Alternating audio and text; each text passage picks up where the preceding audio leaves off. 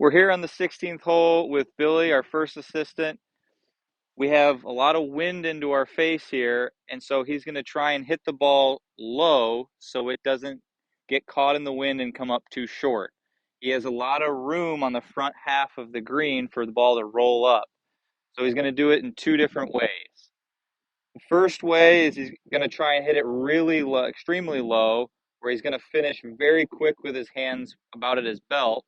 And the second one, he's going to finish at about his shoulders.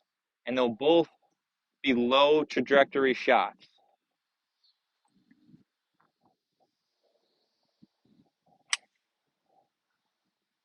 Nice.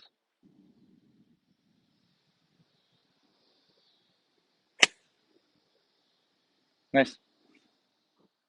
So when you're into the wind and you're trying to flight it low, think about where your hands and arms finish.